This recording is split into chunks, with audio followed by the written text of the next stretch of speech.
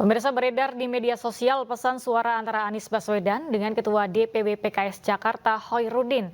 Dalam pesan suara ini Anies menjelaskan soal batas waktu 4 Agustus yang ditetapkan PKS.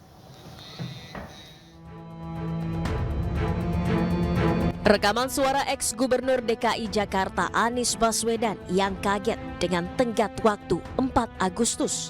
Anies juga klarifikasi bahwa tidak ada pembahasan soal adanya batasan 40 hari untuk mencari dukungan partai. Sama sekali kita tidak membahas soal 40 hari dan lain-lain. Nah, cuma saya kaget aja mendengar jubir-jubir PKS di media mengatakan tenggat waktu 40 hari, lalu deadline 4 Agustus sebagai deadline cari partai lain. Mengapa kaget? Karena memang tidak pernah dibahas ya. Dan setahu saya memang tidak pernah ada deadline soal SK dari partai lain. Yang ada adalah soal apakah setuju dengan Pak MSI sebagai pasangan. Dan itu juga seperti saya bilang tadi ya Pak, sudah disampaikan 31 Juli, 4 hari lebih awal dari yang diminta. Pernyataan terkait batas waktu dinyatakan oleh jubir PKS Muhammad Khalid. Menurutnya, PKS telah memberikan batas waktu kepada Anies Baswedan untuk mencari rekan koalisi pada Pilkada Jakarta 2024. Namun hingga kini tak kunjung ada rekan koalisi.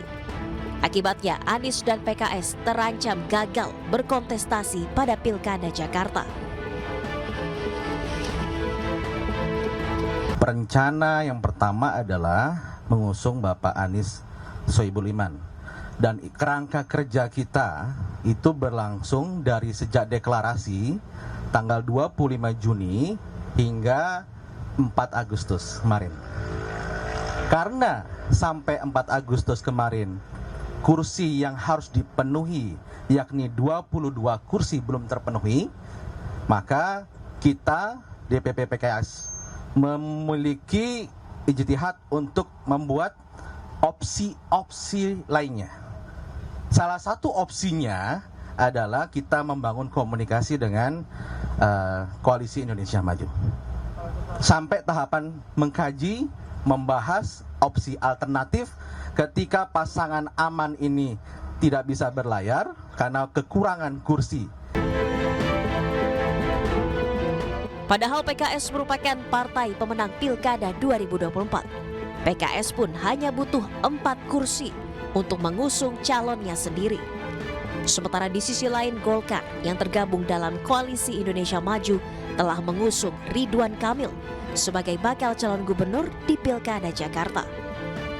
Sementara itu juru bicara Anies Baswedan Angga Putra Fidrian membenarkan rekaman suara tersebut merupakan Anies Baswedan. Rekaman dibuat Anies untuk Ustadz Khoirudin yang menjelaskan situasi sebenarnya. Tim Liputan iNews melaporkan.